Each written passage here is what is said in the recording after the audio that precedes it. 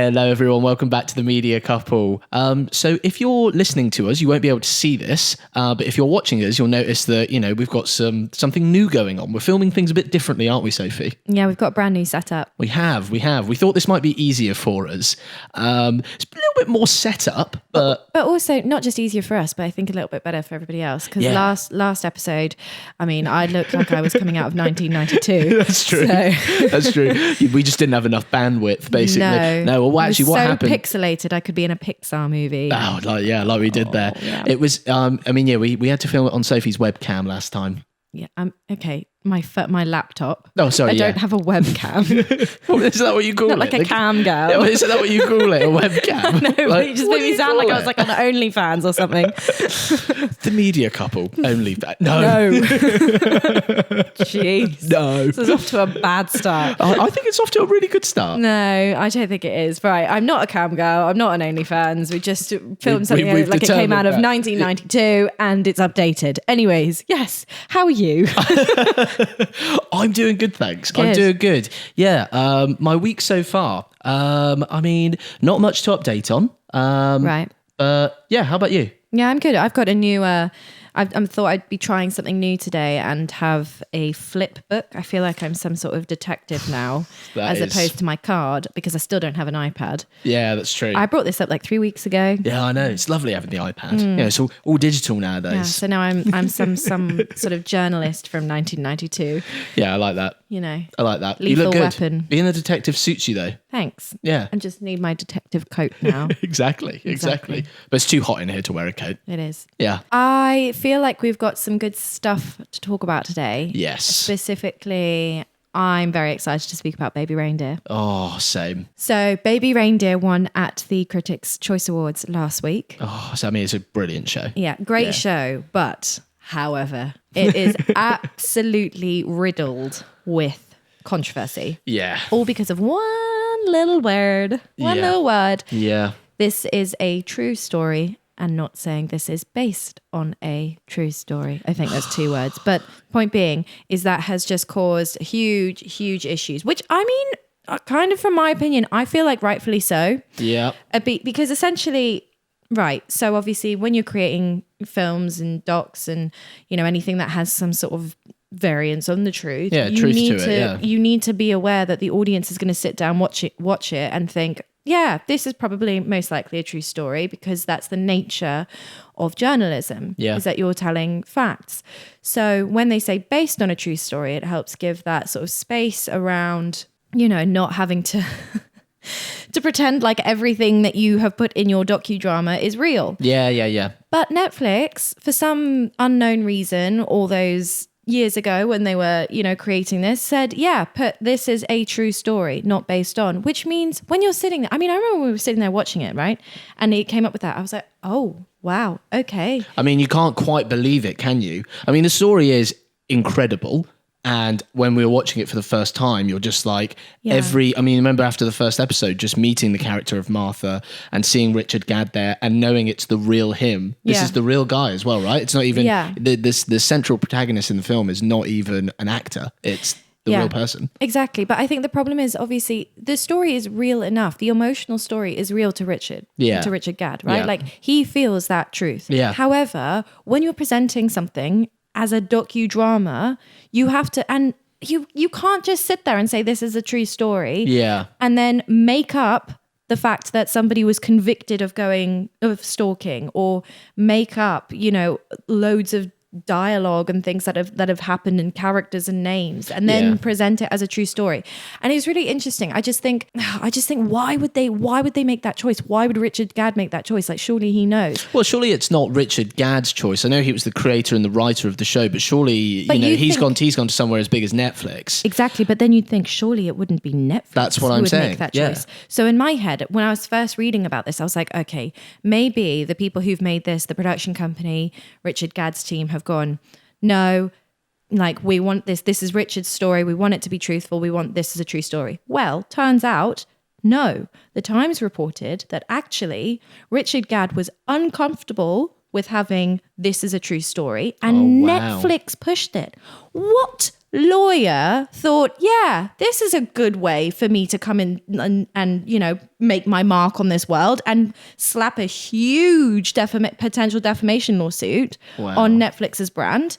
I mean, all it took, like Richard Gadd was like, maybe not. And his team were like, maybe not. And Netflix pushed for it. I mean, what kind of a decision that was, I mean, surely, I don't understand, because that seems insane to me. And surely as well, like, you know, Netflix is like it's $1 billion corporation that's, you know, it's not new to the streaming game or to the film game, is it? You know, it's been here a very long time. You'd think that there would be rigorous, you know, there is rigorous. I mean, that's the point, right? Yeah. It is rigorous. You do have the protocols are there for a reason, to protect everybody. And you would have thought, with the basis of the sensitivity of this story, you know, Martha as the character, and then even Richard, you know, he has to be protected in a certain way. Well, they both have to be protected. Yeah. I think that's the thing. It doesn't matter whether or not what we think the characters did or didn't do is reprehensible or not.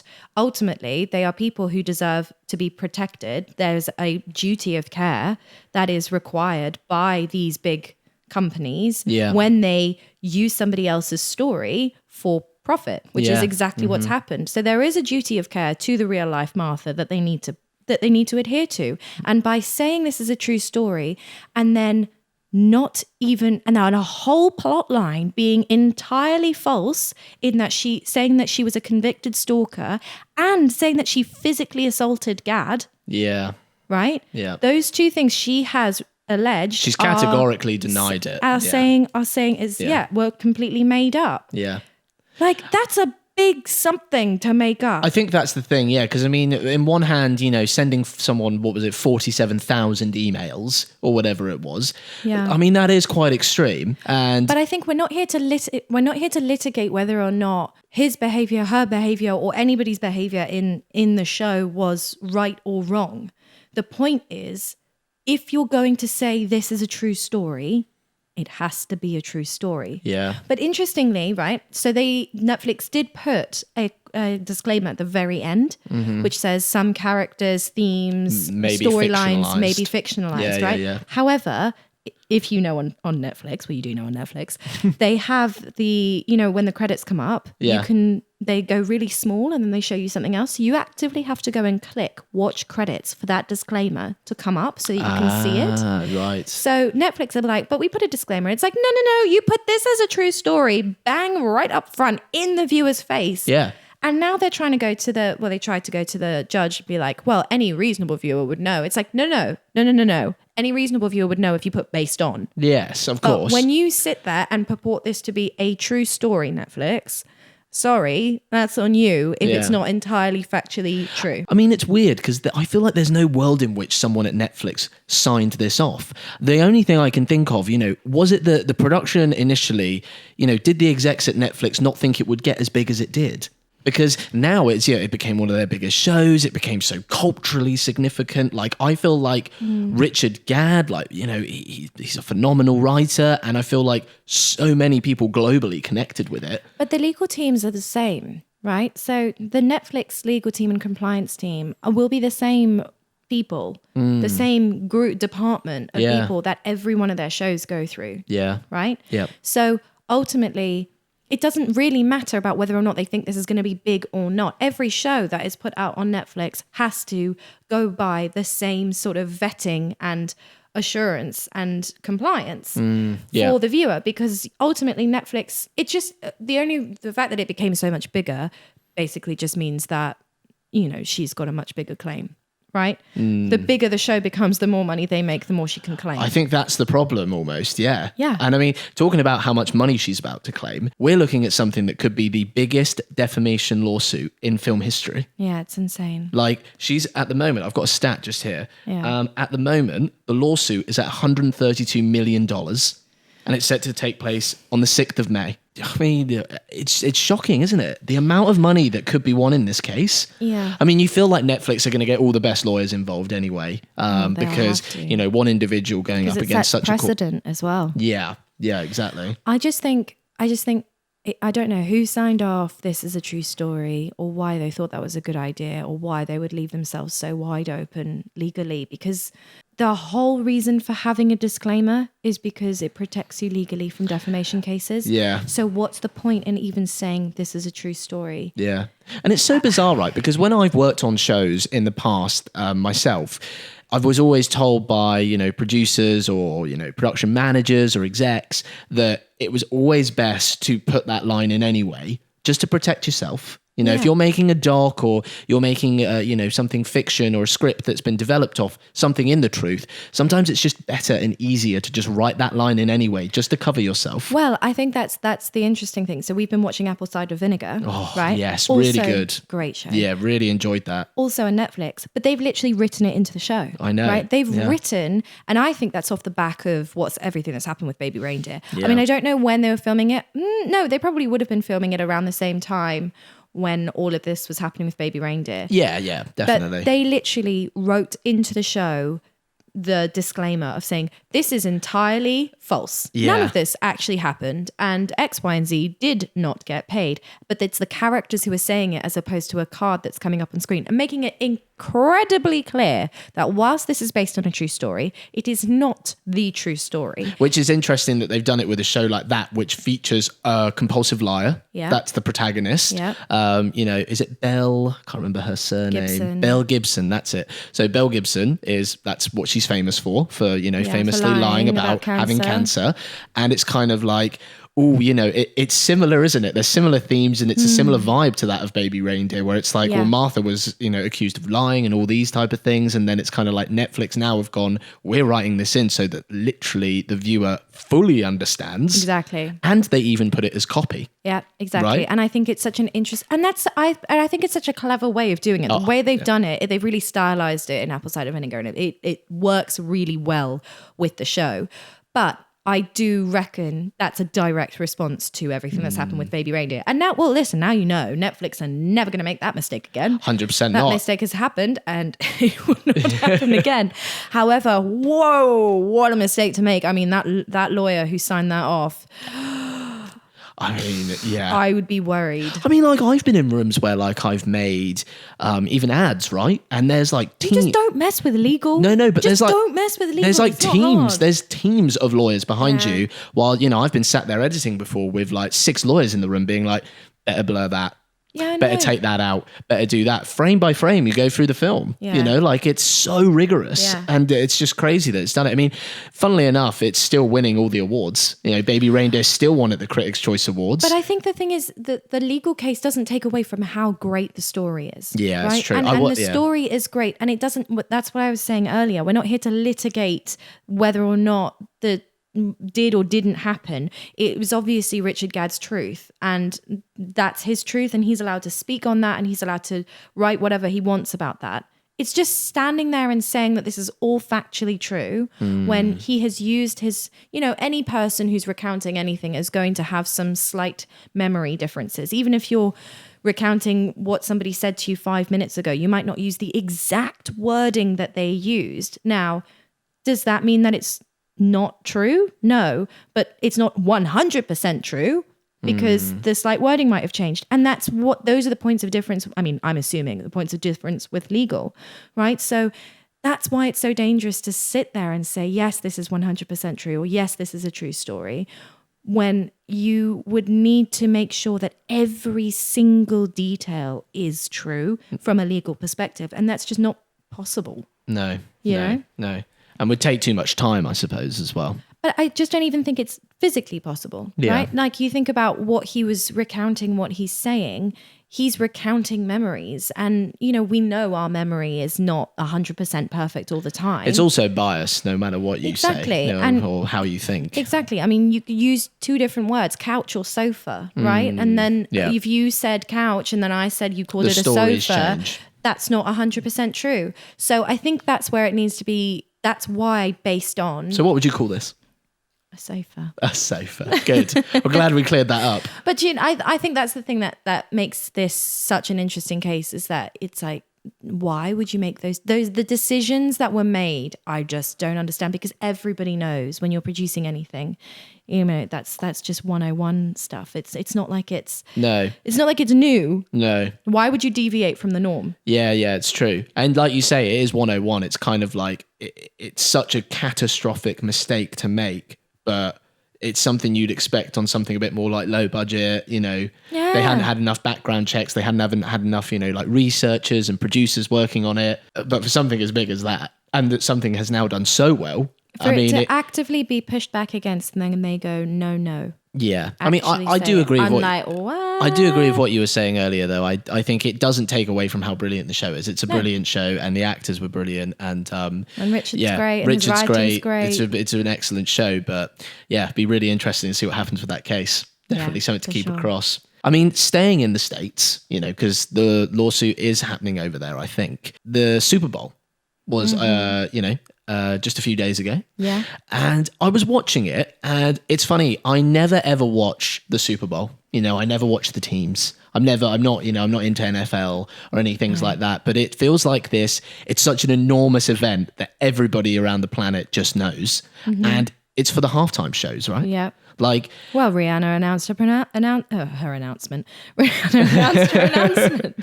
Remix. Let me try it again. Yeah. Rihanna announced her pregnancy last year, didn't she, at the halftime show? And performed as a pregnant woman. Yeah. It was amazing. Exactly. Yeah. No, it's like part of celebrity lore and culture and everything. The halftime show is a big old deal. Such a big old deal. Yeah. And I just feel like this year it was Kendrick Lamar performing, and I sat and actually watched the show today, and it was amazing. He gave an amazing performance, but I couldn't help but think, right? Hey Drake. Yeah, hey Drake. Yeah, how you feeling? I couldn't help but think, more and more people. We're based in London. We're not over there, so we're not. We're not. I'm not into American football, but more people tune in and watch that halftime show than they do the actual game.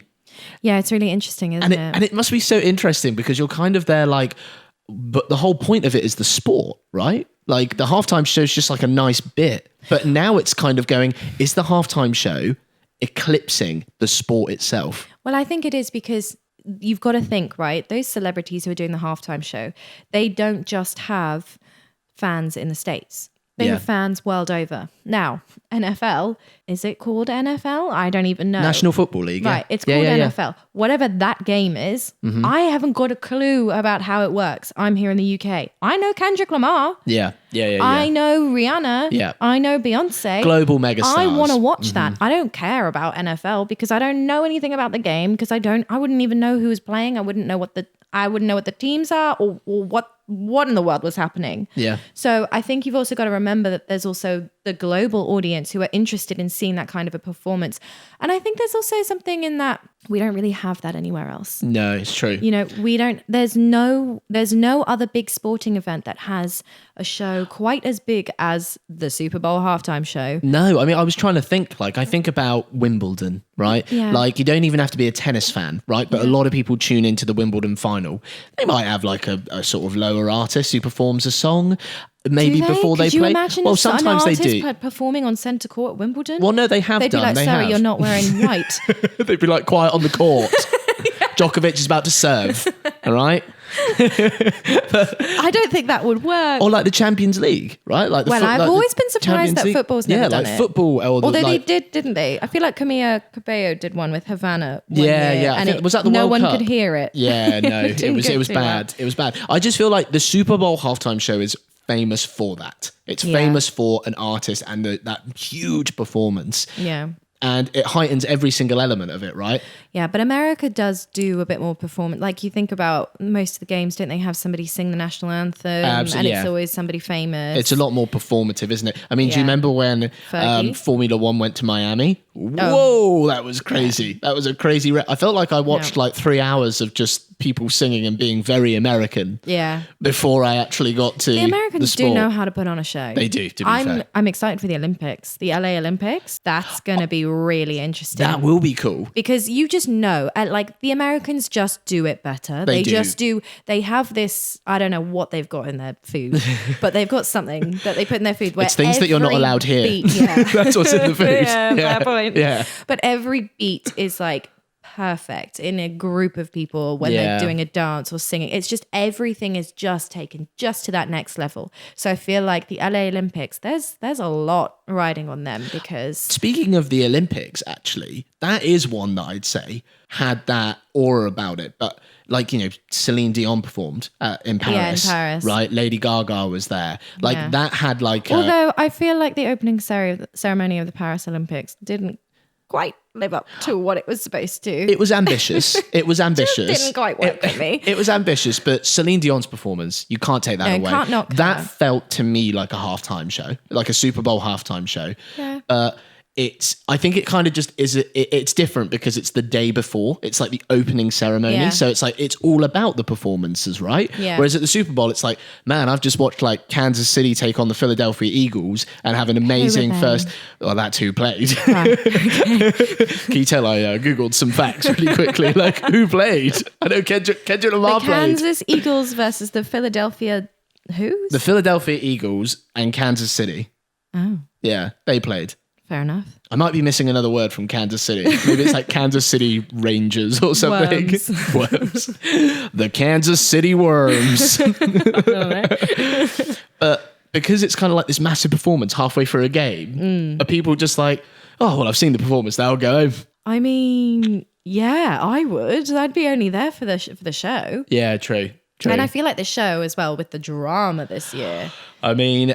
Yeah, that added like another layer to it though, right? Totally. Like it was, Kendrick Lamar's performance was like never been done before, right? Like that track has gone mainstream. He's won loads of... It's a diss track. That's what I mean. Like diss track. Diss track. It's a diss track. What? I mean... Can you imagine being Drake and being like, sake, the diss track has just gone platinum and it's like being performed and I'm sitting at home and then literally and he goes, hey Drake or say Drake or whatever, you'd literally just be like, oh, my life's You'd just be like, done. oh my God, he's done it. Do you know what I always think? I think back to that meme of Tiger King that went around the internet where he's crying and he just goes, I'm never going to financially recover from this.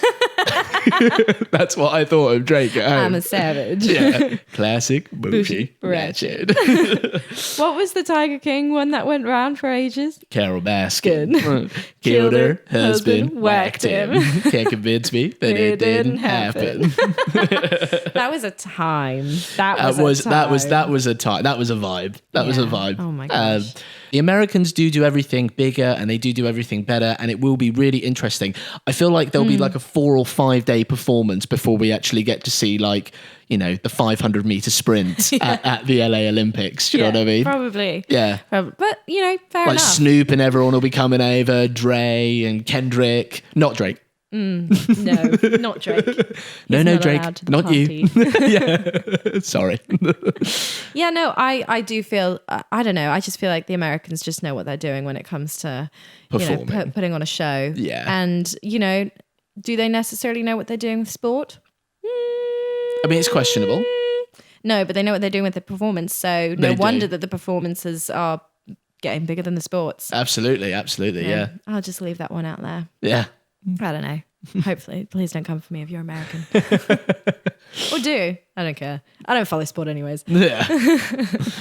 But yeah, on that note, seeing as this is going out on Thursday, Friday is Valentine's Day. Oh, it is. It's the day of love. The day of love. The day of love. So I thought we could do my little Rotten Tomato segment. Oh, yes. And it could be love themed because I'm cheesy like that.